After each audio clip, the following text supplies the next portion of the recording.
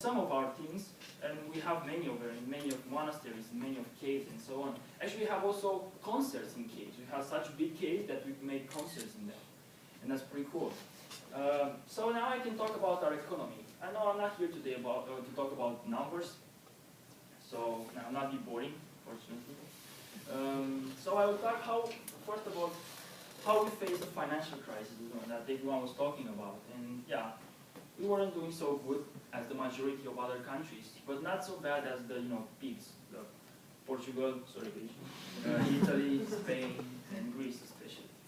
But yeah, I'm pretty proud that we struggling, but we did good overall. Then I want to talk about our money. Besides the fact they're pretty trendy and colorful, and I have some with me today, what I like especially on them is that they're pretty powerful.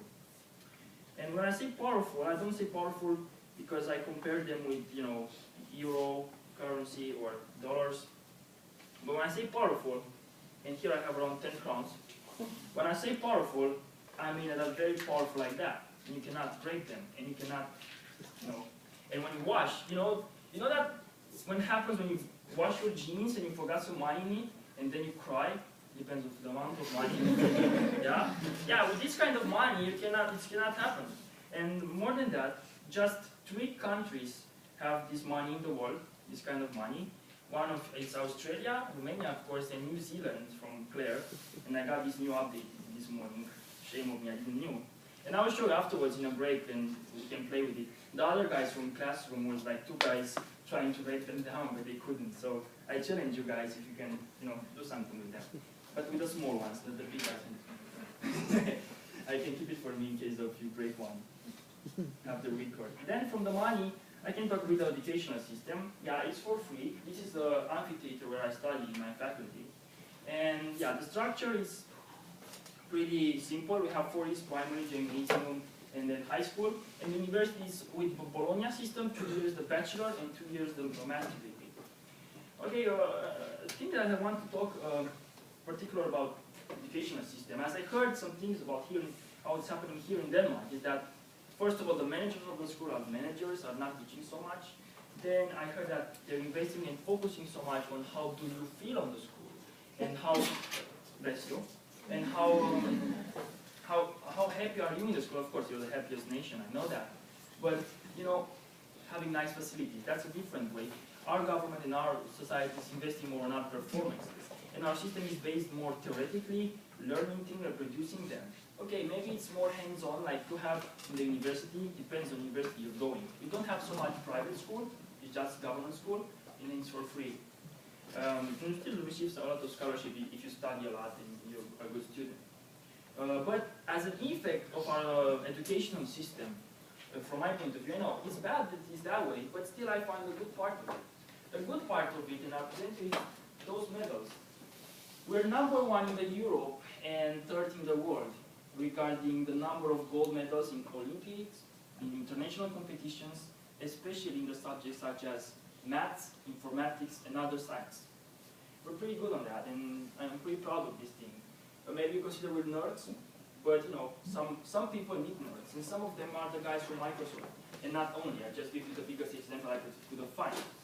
If you will have the chance once to work for Microsoft, especially in the headquarters in the States, if you call a particular department, the secretary may forget and answer you in Romanian. Why? Because Romanian is the 2nd spoken language in the Microsoft headquarters. And that's pretty cool. Because from these 850 employees globally, that's only my calculation, maybe they're more or less, 600 around are in the headquarters. And that's a lot. That shows a lot. And there are many other companies investing in Romanians. And many other Romanians being successful abroad. Then as a conclusion for you guys today, I want to share my opinion about Romanian behavior in comparing with Europeans, because some of us confuse us with the other guys whose name is gypsies. I don't have nothing with them, but they're really not Romanians. Then our point is that Romanians are pretty warm people. Being Latin, we are very kindly. If I meet you in, you're a girl, but if I meet you in a bar, we can be friends from the first time. If we chat, then we can have a football together, and then we can have a meal with my other friends, and so on. It's so easy to get friends. Being and traveling around, I see other countries, and it's not really the same. learning to think, make easily friends. More than that, being so easily adaptable, we're focusing to show our skills abroad. I don't know why, it's just a brain drain nowadays, but I'm pretty sure they will come back because we miss our country and our behaviors. So when you will see in your life from now on a Romanian and you know that he is successful, please ask his life story. Because believe me, successful Romanians who started from scratch, they have a hard life to arrive in the successful point. Because yeah, it's the system, it's the other things we're facing around, is that you go in another country and you have to adapt. Believe me. Maybe other countries have easier system to help you out. But I appreciate the Romanians, the ambitious ones who succeed. And that's like, from my point of view, a really good thing on us. Then more or less, that was my presentation. I hope you enjoy it, and I hope one day you come there and visit it. You'll find it really surprised. And I will end by saying you mulțumesc, which means thank you, and I can also say tak for day or tusen tak or something like that. Yeah, thank you.